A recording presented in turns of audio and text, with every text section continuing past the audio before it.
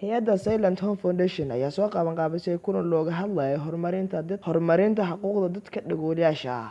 ilmaha dhagoolka ah iyo kuwa dhagoolka ah waa siman yihiin, education waa siman yihiin.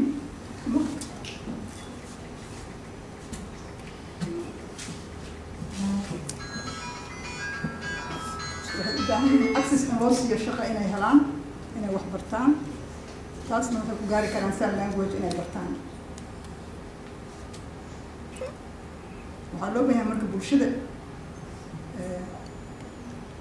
inay ka fikiraan ilmaha waxbarashadooda.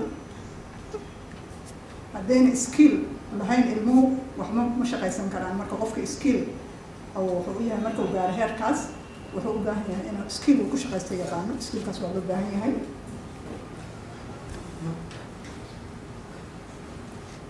waxaan idin hayaa maanta inaan la wadaaga rabo dhibaatooyinka dhagoolaha ku dhaca. hal story oo kamid ah, hal sheeko kamid ah idin hayaa. sheekadan waa gabar Faadumo la dhaho. waxay soo kacday waagu markuu baryay, way jiraneed, waxay rabtay takhtar inay aragto. isbitaalka markay dad badan aragtay, waqtiga soo kacday waxay 6 barki subaxnimo. isbitaalka markay tagtay dad bukaan oo badan joogaan isbitaalka, waa buuxaa.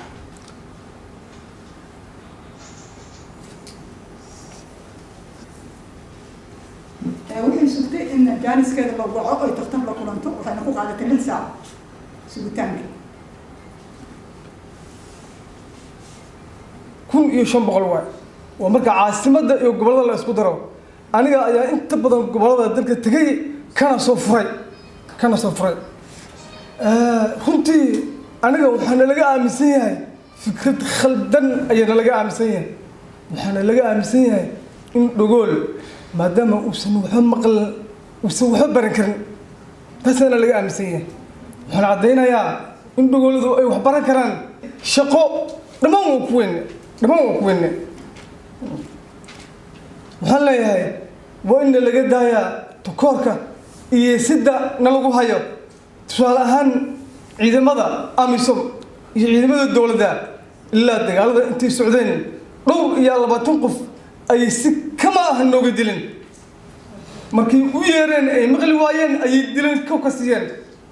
waxaa xabsiga u galay ilaa 20 wiil oo dhagoolaha oo ayagoo intay sabka yimaadeen xabado lagu kurqarqiyey waxbaad maqlaysaan la yiri xabsiga la geeyey.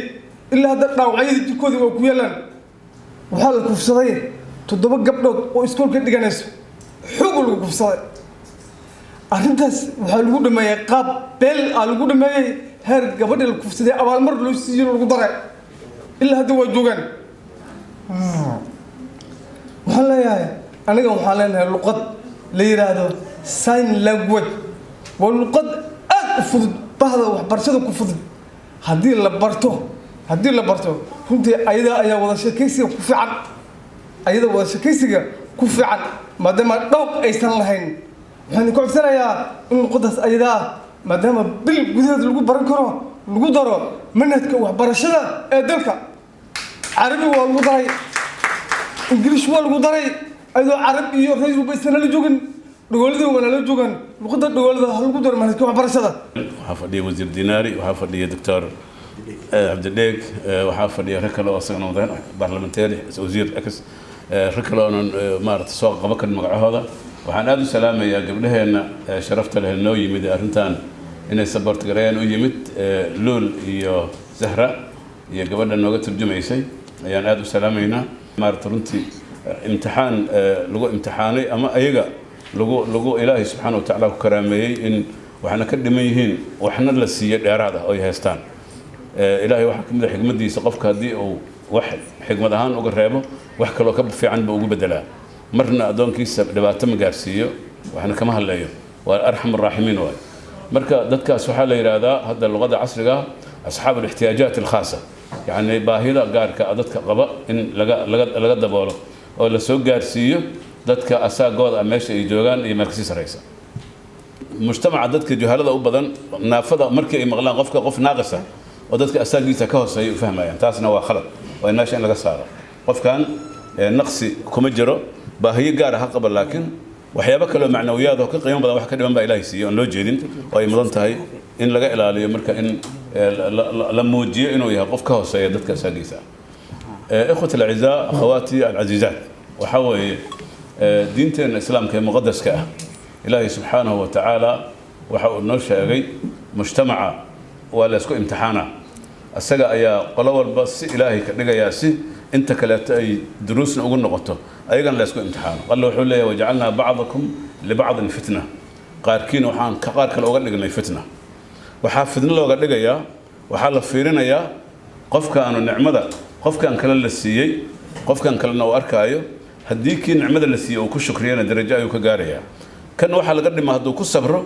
ee uu isku dayo nolosha inuu asaguna uu iswado oo uu meesha dadka asaagiisa uu gaarana asagana imtixaankii waa ku guuleystay waa guuleysanaya marka labadaba qof walba wuxuu uga faa'iideysan kartaa sida loo baahnaa mar walbana waxa qofka khatarta oo loo baqo waa qofka inta lixda lixaad loo dhameystiray walaalkiis kaleeto Ilaahay asagoo ugu shukranaya aan garab u noqon oo gacan u noqon inuu waxa ka dhibno walaalkiis u dhameystiro kaas waxa la dhigi karaa imtixaanka waa ku dhacay laakiin qofka asagoo imtixaanka la imtixaano wax ka dhiman yihiin asagoo ku sabra ee isku day nolosha inuu maareeyo horena u socdo qofkaas naafa ma aan qof guuleystay waayo waa qof guuleystay horumar sameeyay oo wixii ani waxaan qabaa sign language lagu midaysan yahay oo unified dalka kama jiro oo maanta la yiraahdo dadka hal baro sababta waxa weeyaan qof walba ama koox walba ama iskuul walba dadka markaa jooga ama America ka yimaado ama Ingiriiska ama Kenya ka yimaado wax barayay sign language wadamada ka jira oo ba isticmaalayeen ayadiga markaa lagu daray afguri wax la yiraahdo